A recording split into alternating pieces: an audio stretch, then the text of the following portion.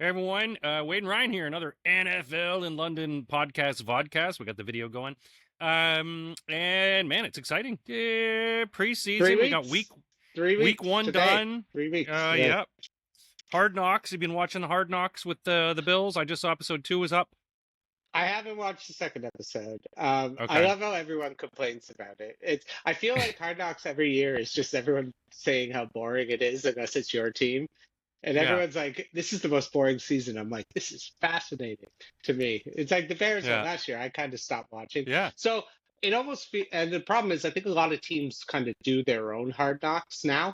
Yeah. So like every team kind of has their own kind of weird version of Hard Knocks they've started to kind of do to give access. So I Yeah. think more people are like, our version's better than this. So again, it's I think Hard Knocks is just kind of dying. I think ever since they stopped showing people get cut is when it Yeah. all kind of went to hell. That's when people are like, oh, I like to watch grown men cry.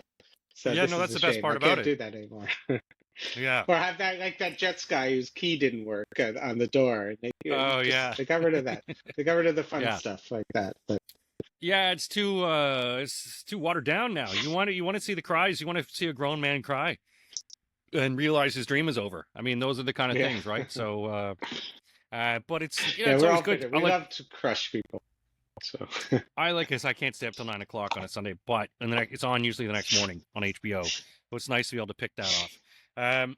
And then of course, we got the games. Bears played a good preseason game against Miami. Had some good showing, some defense showing up, really stuffing them. Miami also had that the practice. It had a joint practice with Detroit. yeah, And Detroit's I defense saw. stuffed them. I mean, it's from everything that you're hearing coming out of Miami, it sounds disastrous. It just, yeah, Yeah. Jalen Ramsey the other day just talking about like having a coach the players respect. And it's just, it kind of just shows it's like, it's like if you put like Bill Gates as the head coach, it's like you just can't, you gotta, like, you're in this room full of like the manliest men of like the Yeah. biggest and these bad, and you're this scrawny little Mike McDaniel. And it just feels like it's just off, right? Like, Yeah. like you kind of almost weirdly have to have like an illogical fear of your coach.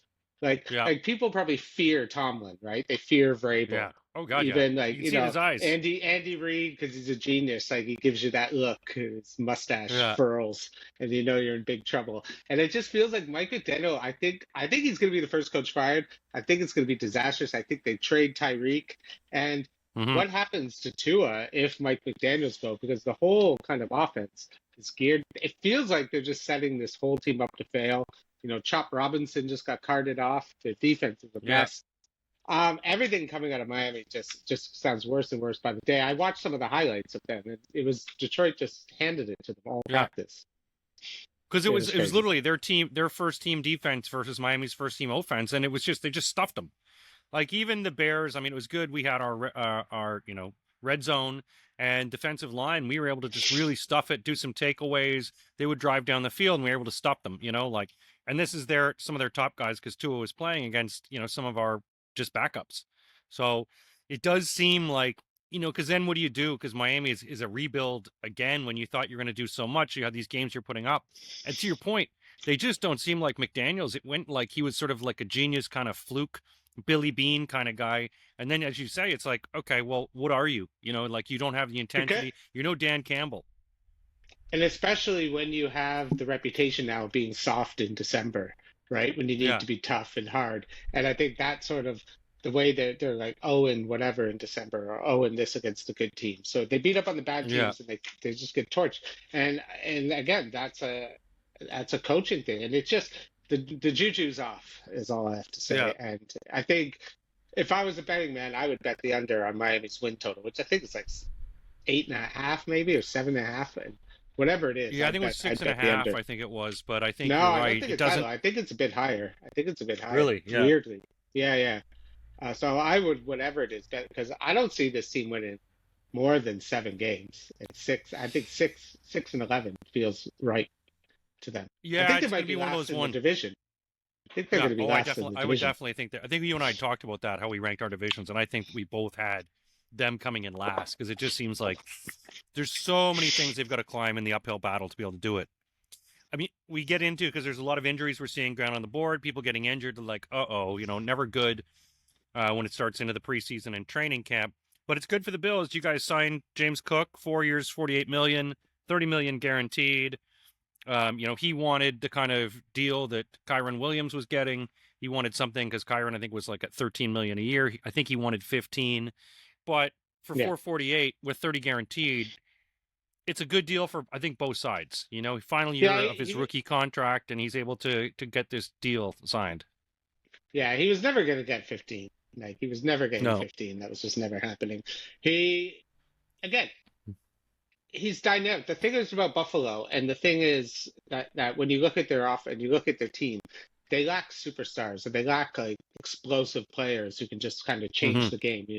Their receivers are good with Shakir, Palmer, but none of them are these guys that are gonna, that can bust one off. Where last year James Cook was just busting out runs. He was becoming a superstar. Unfortunately, they don't use him. They only use him about like 45% of the snaps, where someone like Kyron Williams gets 85%. So there's less like they just don't really use him. He doesn't play third downs a lot. So I think that they in their hearts probably didn't want to pay that much. But I think it's when you have this window, when you were so close last year, and to James Cook's credit, the best player on the Bills in that AFC Championship game last year was James Cook. He was better than Josh Allen. He was the reason they were playing so well. And then on the final drive, he wasn't even in. So again, I think this was just everything's looking good. Everything's flowing nicely. Hard Knocks is in. We don't want to cause this kind of thing. I think they just said, let's just pay it. The cap goes up. We'll just deal with it. And good for him, got his money. I'm glad. I like James Cook. He's gotten better every single year. And, I don't think he's going to recreate 16 touchdowns, but I think he can be more of a dynamic receiver this year. And I hope they use him more that way, because I think as a guy who's played as long as he doesn't have a lot of touches in his career. So the legs are fresh. So he's got a lot of use left in him. Yeah. And to your point, I mean, when you talk about just how close they came, and so what if you don't give into it? And what if you're like looking to get rid of him? You still have him the final year of his rookie contract, but it's not really showing much that you're committed to the guy. And so when you have that, it's like, okay, let's just get this over with, because what are we going to do? Start again? We're going to rebuild our running room. I don't know what your backups are like in terms of, I don't really know the depth chart of the Bills running game. They're fine, but you don't want to depend on them, right? They're fine. Yeah. But when you're in this window of opportunity of winning and wanting to get that 1 seed, to just have this hanging over the season, it's just noise. And I think this team knows that for them to win it all this year, they probably need to get the 1 seed. And having a happy James Cook is the way to do that. And I mean, to your point too, when you look at Hard Knocks, in particular, I was looking at the last episode, and just the fan base, just how incredible the fan base is, and how nuts they go, and coming up for the preseason, and all the characters in it. I mean, you really, I think when the fans throw that much trust at you, I think for the team's sake, it's like, okay, this is a family. We need to get everyone in the family happy, because if you have an unhappy family member, there's going to be issues. Obviously the crux of it all comes down to Josh Allen. And it's going to be interesting just to see what they're able to turn it around this year. There was someone, I think it was ESPN, had done an article where they were comparing the Buffalo Bills to the Toronto Maple Leafs. Now, for any of the people who don't know, Toronto Maple Leafs are a storied hockey team that have not won since England won the World Cup. They're always the bridesmaid, never the bride. They're always there, but they can never make it. They're not even the bridesmaids. They're like the usher. They're not even good enough to be the bridesmaid. The ring boy. The flower girl, yeah. They're the basket the ring sits on, or the pillow. They're the pillow the ring sits on. That's as close as they get to the wedding. The Leafs had a pretty good team last year. They get dumped out by another Florida team. It seems to be, they have a really good regular season. Do you find that there's that sort of pressure, or that sort of overhanging darkness that it's like, we'll do really well only to get dumped out of the playoffs?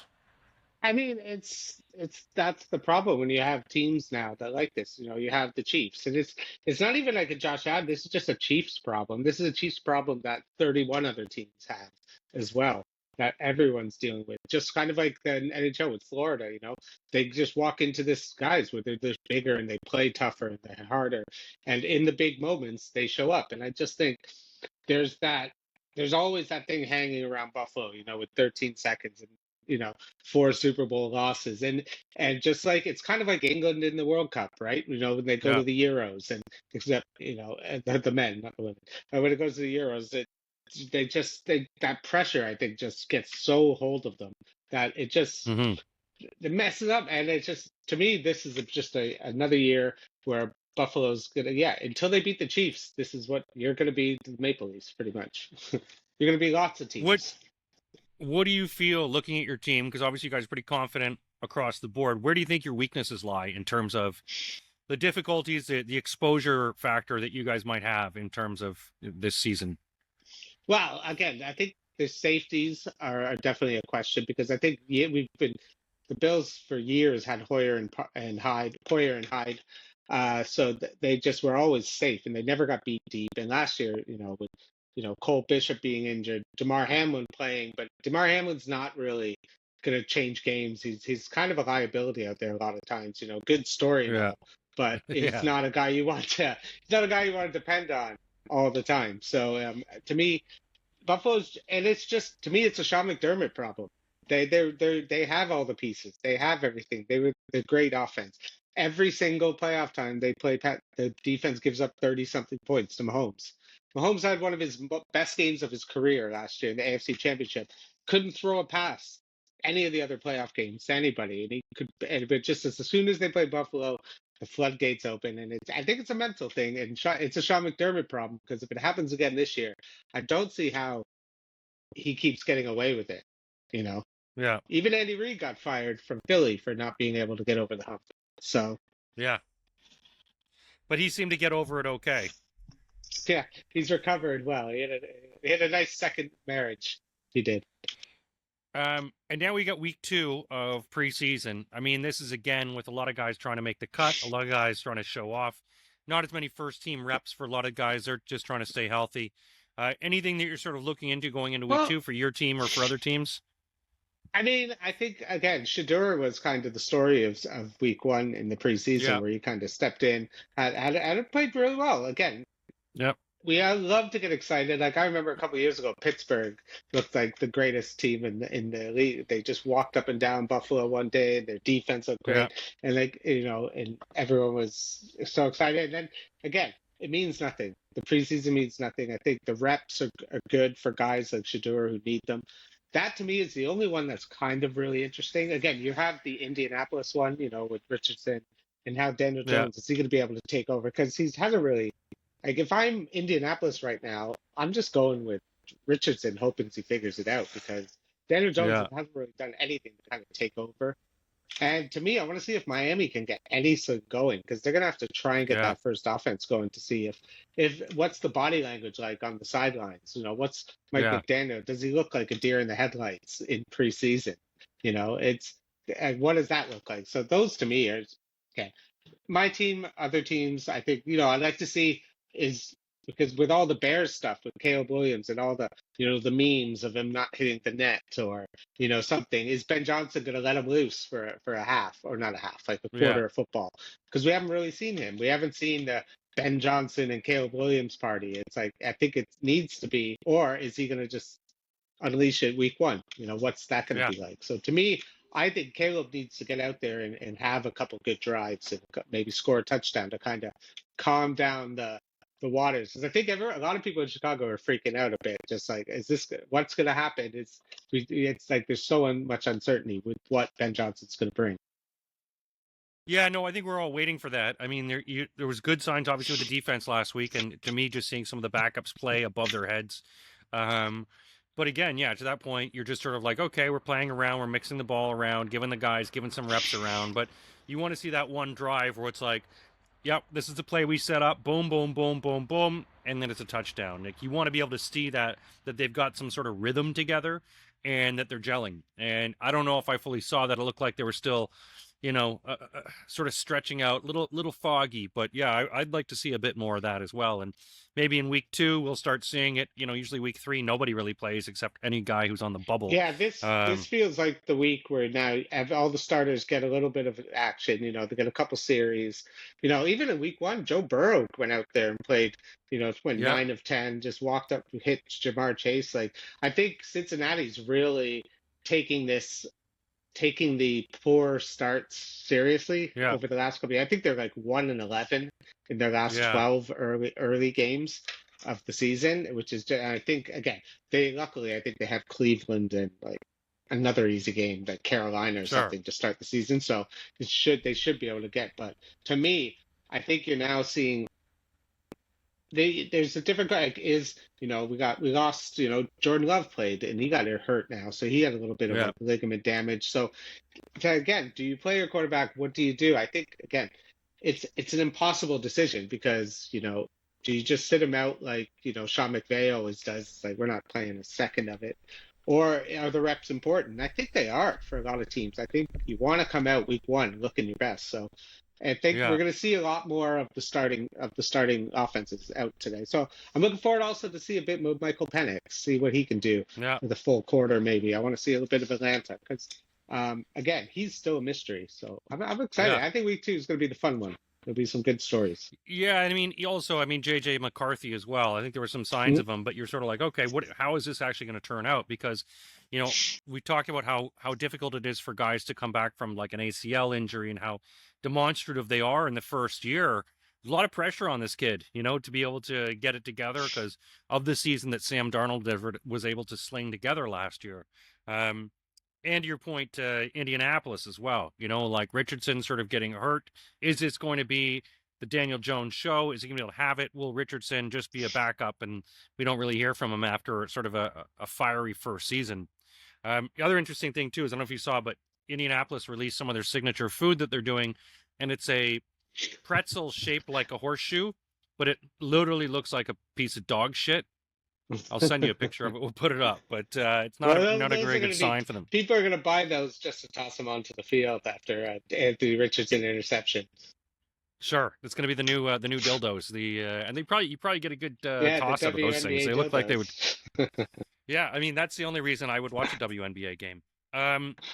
Other things I don't know if you saw. So apparently Taylor Swift. I have not seen it. Taylor Swift was on the No. Kelsey brothers podcast, and she Oh, reckons was that she she? could Was be in. she? No one mentioned that. Yeah, she was on it. No She one, was no on one it, stuck to and her.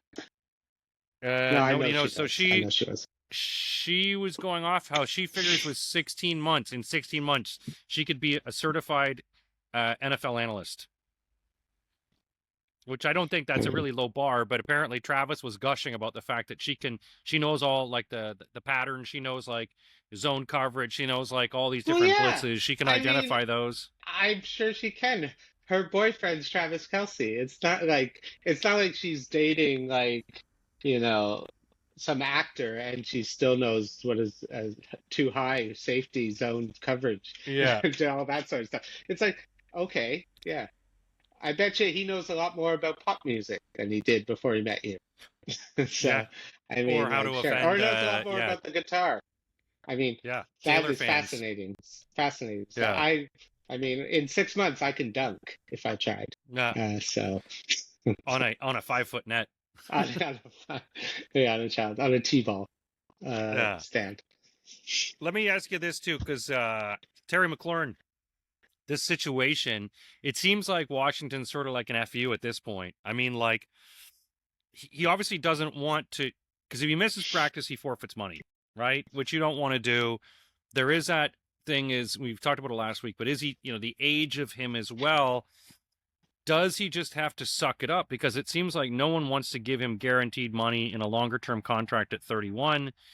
I don't think even when he said I want to get traded, it didn't seem like a bunch of teams rushed out to want to grab Terry McLaurin. Is he better off just sucking it up, shutting up, and just showing it on the I field? mean, he's probably going to have to. I mean, it feels like the Snyderverse is back. in Yeah. Washington, right? They're just like, as soon as they get a bit of stability from Daniel Snyder, they're like, let's make it terrible again by not paying our best player, who finally, after years of waiting for this breakout season, does it. And let's just not pay him. After he struggled, that dude sat through some of the most terrible quarterback play of the last few years and did it for your team. And so if anyone deserves to be rewarded for sitting through the shit that was Washington all these years, it's Terry McLaurin. He's, Yeah. especially if you're paying Debo all this money, you've got an old team around you. You just give him a raise, give him Yeah. like 2 years, add 2 years, add a year, give him a big bump, give him some signing bonus. You don't have to give him like a 5-year deal.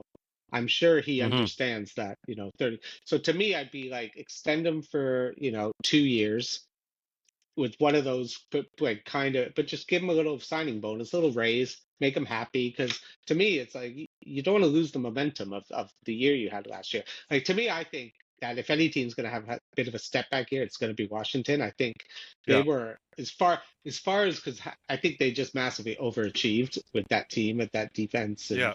and again, it's. I think Daniels is awesome. I can't wait to see what he does this year. But to me, the running game still kind of is a question. And I'm just not, there's no way I feel like they're going back to the NFC Championship. I just don't see that with this kind of Yeah. older team, bringing in Von Miller, bringing in all these kind of old guys. They went from like a young team to one of the oldest teams in the league, basically, in one offseason. And that usually doesn't make your team better. It usually makes your Yeah. team worse. It was interesting too because they went 12-5 last year, and someone had put up something on social media that I saw. The starting quarterbacks that they played against last year: Washington, Daniel Jones, Yeah.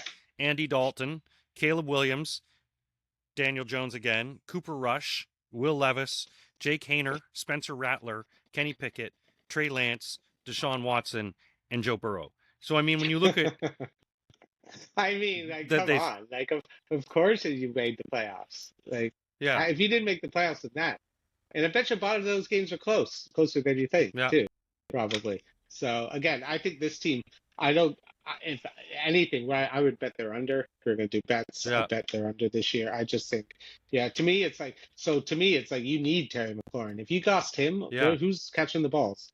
Debo? yeah. No, thanks. No, and Debo, he's got a few weeks before he's going to be starting a few weeks late, isn't he, because of his injuries? Well, probably he'll get injured. He's always injured. He's always banged up. Yeah. So, How about another interesting guy, former Raven, former Giant, OBJ, Odell Beckham Jr. ooh, Got no team. Do you I think that mean, someone will pick him up? Does it look like someone needs a little OB, little hype, little shirt sales, or do you think that maybe he's going to be finding himself in the broadcasting booth soon?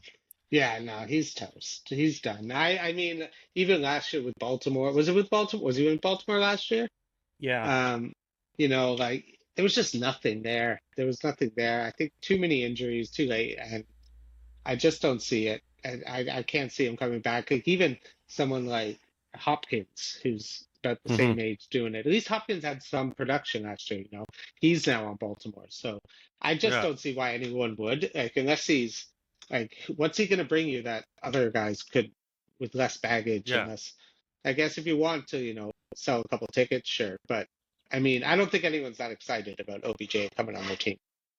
No, I mean, there's a lot of people just forget about that catch, and I mean, you're sort of living off that sort of meme moment, of that one catch that you made a few years ago that was ridiculous. But then, you've had a few good catches, but you haven't really been that much of a performance to change the season or trajectory for any team. So it does seem like it's I don't know. I'm with you. I don't think anyone's going to really pick him up. I don't know if you saw this in the news too, but there was a lawsuit that Lamar Jackson had sued Troy Aikman for, because Troy Aikman. Do you see this? Troy Something Aikman, about number eight, right? number eight. So I guess Lamar has trademarked number 8, and then I guess I love how Troy you can Aikman just own a number. I love how you can just own a number. It's like, Well, I guess after TB12 and 12 and everything like that, people, I'm just going to Tom Brady it. But he sued him. He also sued Dale Earnhardt Jr. For using 8, and then Troy Aikman. I guess they finally settled it because Troy Aikman was joking on social media, let's have 8 beers and discuss this, Lamar. Maybe we can get Steve Young to officiate it. Because, Yeah, again, Steve number 8. Young's like, I'm the best number 8. He's like, Yeah. probably, he's like, who am I, chop liver? Yeah, exactly. So you start looking at that and go, okay, it seems sort of weird, but I guess they settled it finally. That Lamar is just like, okay, it's not, because he was like, anything you put out is going to be confused with me, and I'm like, I've not seen anything Lamar's put out. I guess maybe for future, but it is silly that these little lawsuits continue on through people. I love how he just thinks like everyone just Googles like, who's that football player? 8. So I'm just gonna Yeah, Google 8 and write football player. Troy Aikman. Who's this guy? yeah. Like, what do you? I love how it's just like, no, everyone's so stupid that no one could figure out the difference between Troy Aikman, Steve Young, and And Lamar Lamar. Jackson. So I guess we talk about betting. We've got some obviously betting Oh, tips, baby. and we're going to have our website redone in the next week, which will also have a betting section in it. But I was going to offer just ahead of time, just some before the season ideas that I've seen online for some betting tipsters, and see what your thoughts are, and sort of going. So we'll start with Cooper Kupp, wide receiver, Well, Seahawks. I did not think you would start with Cooper Kupp. I'm going to That start. was a surprise. So his contract incentives, maximum $500,000 with 85 and 95 receptions, Oh, God. and maximum 500,000 with 950 or 1050 receiving yards. Do you think? So he's hit over 700 yards in the past 7 of 8 seasons. Would you take him to hit over 700 receiving yards No, again if he's done it 7 no. of 8 times? No, No. the injuries, the age, the uncertainty with Darnold. There's just too many questions on that. I'm not betting on anyone over 30 to do anything, basically, unless you're a No. quarterback, maybe. But I Okay. wouldn't bet on a 30-year-old receiver. To me, it's like if you're going to bet on anyone doing like the overs, the unders, go. It's like in fantasy. You start getting a bunch of 30-year-old receivers on your team, your team's Yeah. fucked. You're going to be in last place in the league. When you're like picking up, you know, him off the waiver wire in week 13, hoping for some, you're going out. You're getting eliminated. So I Yeah. just feel like, I feel like Cooper Kupp, like what a 2 to 3 year stretch he had. That was as good as anyone, But Yeah. unfortunately, last couple of years, injuries have really stopped him because I would have loved to see him on Buffalo or something like that. But I think he's just done. I think if he hits 500, I'd be surprised. Okay, interesting. Let's talk Mike Evans then. His contract incentives are top 10 in receptions, receiving yards, and touchdowns. Now, for each one of those he gets, it's an extra $666,666. What would you say about him? Because, top 10 receptions, over 7.5 receiving touchdowns, and because last year he was tied for 4th for touchdowns in the season. Could you see him? Would you take that over 7.5 Yeah, receiving touchdowns? I would definitely. I think as a red zone target, I think he's as good as they get as receivers.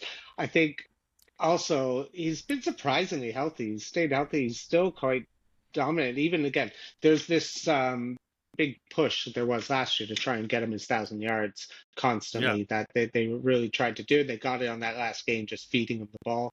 So I think again, to me, until I see him really slow down, I would just bet the over, especially touchdowns, because I feel like Yeah. Baker, a guy like Baker, when you get in the red zone, he's a guy who just trusts certain guys. So when you get near the red zone, who do you look for? First target always Mike Evans. So to me, 8 touchdowns is he's probably averaging more than that in his career, I'd say. Probably around 9, I'd say. But to me, I think he probably doesn't get 1,000 yards for the first time ever, but I think he still gets like 9, 10 touchdowns, I would say. Yeah, I'm with you on that. But I could see him like in the 850 yards range. Again, it's staying healthy, but I could see him getting 8 touchdowns easily. Let's talk about linebacker Andrew Van Ginkel, who made a big impact at Minnesota. He gets a maximum of 500,000 with 12 or more sacks in the season.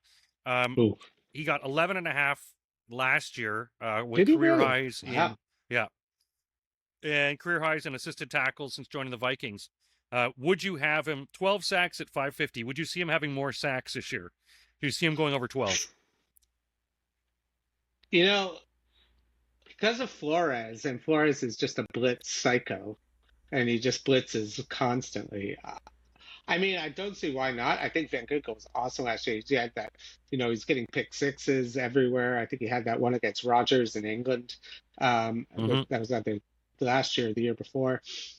He's just been, I couldn't believe Miami let him go when they did. So to me, I Yeah. think he's just kind of got that kind of Clay Matthews-ishness to him. That again with the long blonde hair, and he just Yeah. plays kind of like a rock star, like Latimer in the program. Uh, Yeah. except not on copious amounts of steroids. So Yeah. I'm gonna go with over. I think he's gonna have a good year. I like Van Ginkel. He's fun. He's a psycho. He plays out there like 80s. He's like an 80s Yeah. guy locked old school. So I'm gonna go with over on that one, just because of Flores. Yeah, no, I think as well. I think it's a good bet. He seems to have found his rhythm there. And with some of the guys being released, particularly Danielle Hunter going to the Texans, opens up more room for him. So there's a lot more room for him to shine. And as long as he stays healthy, again, I could see it happening. We'll talk about another linebacker, Kyle Van Noy. If he gets over 10 sacks, 250. If he gets over 12 sacks, 250. And over 14, another 250. He's got 12 and a half sacks last year. And he's averaged 10 over the past 2 years. Do you see him getting over 10 sacks this year again? No, I think again he's been a guy who's been really. Where is he? Where is he playing now? Where is he? Is he still in Baltimore. Baltimore? He's still in Yeah. Baltimore again. Baltimore's just one of those teams that just they always seem to be able to line up sacks. They always have a great defense. I think again he's old. I don't really think many kind of like 31, 32, 33-year-olds defensive linemen get up to 10 sacks. So to me, I would go under. TJ Watt, but yeah. Yeah, I know, but he's no TJ Watt. He's not that. Yeah. Van Noy's had his moments. He's had his ups and downs, but I think Baltimore is just this type of place that kind of brings you back from the dead. And you have that really big season, and can you recreate it multiple times? I don't know. So I would go under on that. All right. We'll go into another old guy, Adam Thielen, wide receiver, Carolina Panthers. Contract incentive. If he gets over 600 receiving yards and makes the playoffs, he gets an extra $500,000. Now, he has had 5 years in a row over 550 yards a season. Do you see him getting over 550 yards again this year with Bryce, with everything going on in Carolina? I mean, he's really dependable. Like he's again, like a couple of years ago when Bryce had nobody and he was just sitting out there, he was somehow still always getting yards, always getting points. I like Adam Thielen. I think he still weirdly has some juice left in him. I mean, 550 is not a lot, but I think again now that they've gotten Tate McMillan and they got Xavier Legette last year. I just think there's not enough balls.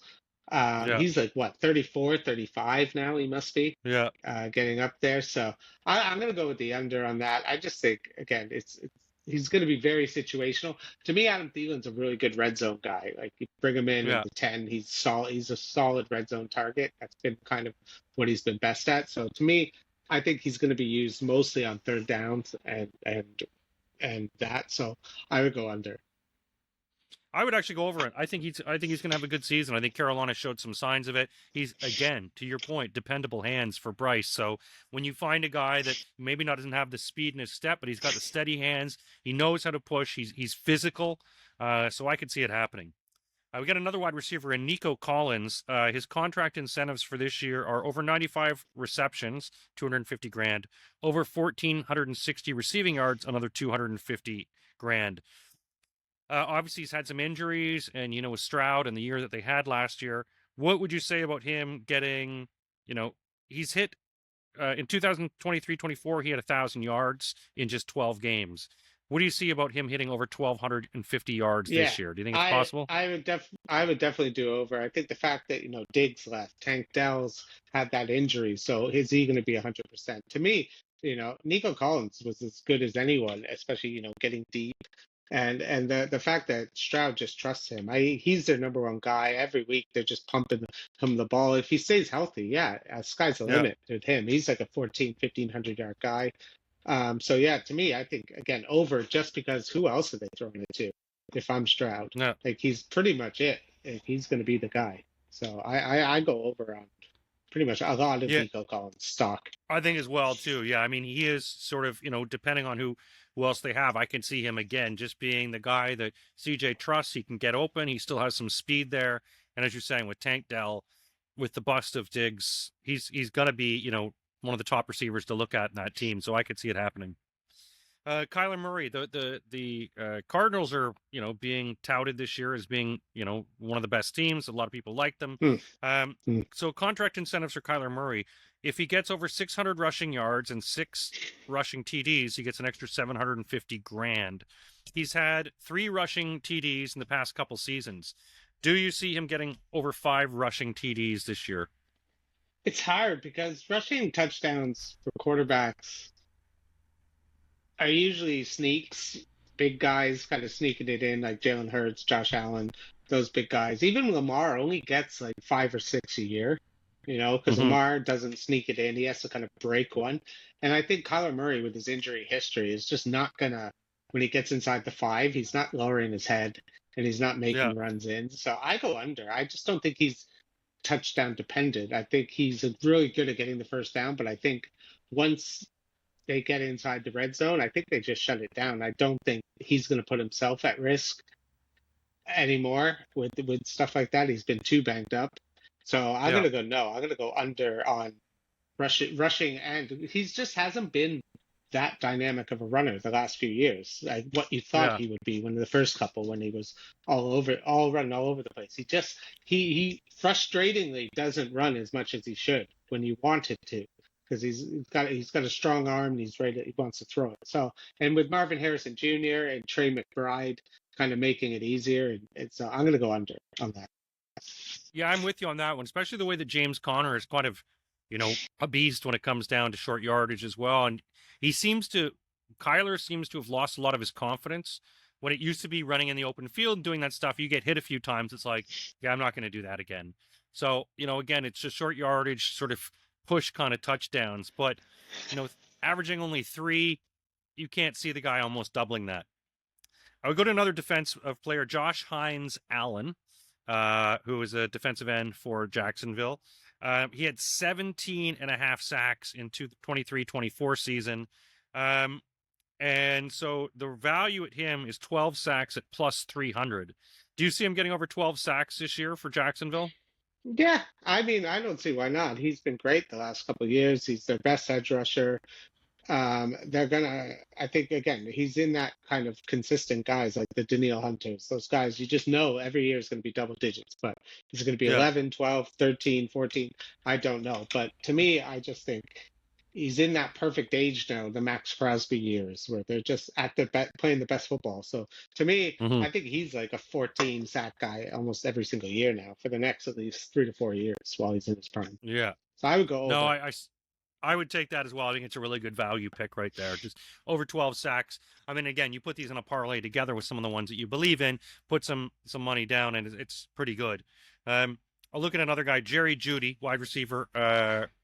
And so you look at him, obviously playing on the Browns is not, you don't know how good that's going to be for your season. But last year he had, so if he gets over 1,000 yards, it's 500 grand.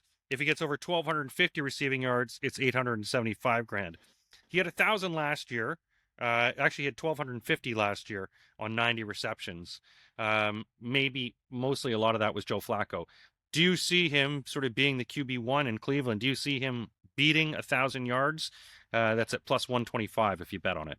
I mean, don't see why not. He was really good last year, and they don't really have much to throw to, other than a Njoku.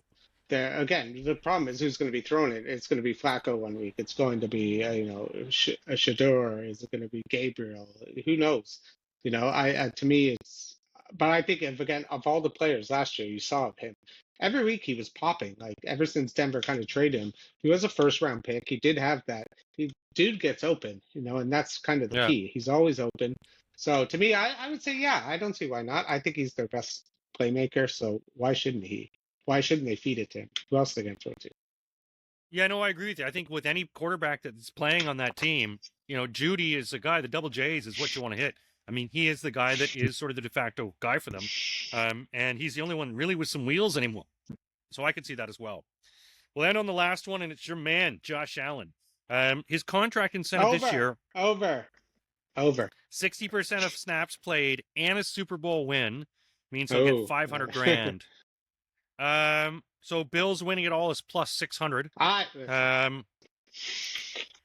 They've done everything they need to do, and they have everything there. It's just a matter. To me, it's not a Josh Allen problem. This is a Sean McDermott problem. Josh Allen's done everything he's been asked to do, but do they have, is Joey Bosa going to pay off? Is this defense? They put a lot of resources in the first 4 picks in the draft are all defense. So to me, I think they've set it up. I think this is their best year to do it. They got the schedule to get the 1 seed, but it's just the Patrick Mahomes question. And you have the Lamar question, and Joe Burrow you don't want to mess with. So to me, I don't even like to think about it, but I'm confident. I think this is the best version of the Bills we've seen. Josh Allen coming off an MVP, he's kind of got that out of his way. Now he just wants that next thing. So I think this has to be the year they get there. Do they win it? I don't know, but I think they can get there. Well, let's say, because obviously hypothetically speaking, say that they do play really well. They get to the AFC Finals. They lose to the Chiefs. What would what's the recipe? Like, what do you do? Do you just go, okay, well, we got this far, let's keep doing it again, or do you look, we got to make some tweaks here? Well, that's why there'll be a big Sean McDermott question. Because again, if they play and the Bills give up 35 points and they can't sack them, they can't get any pressure. Because you saw what Philly did to them. Philly just made his life a living hell, sacking them, pressure, and that's how you beat him. 2 of his worst Super Bowls were when he was just getting hit nonstop. So to me, it's all about Sean McDermott. That's why they put all this money in the defense. So you've had enough. You're wasting Josh Allen. Stop wasting him. Stop wasting Josh Allen. That's right. All right, folks. Well, that's it for this another podcast. Ryan will be back again next week as we load into the season. We're talking more fantasy. We are launching our fantasy. It's going to be interesting now that ESPN has taken over the NFL app. I haven't seen any changes on there, but a lot of people have already done your fantasy pools, which is silly. So many people get injured. But we'll be doing ours in 2 weeks, so we'll let you know about that. Folks, thanks a lot for listening. Ryan and I'll be back again next week.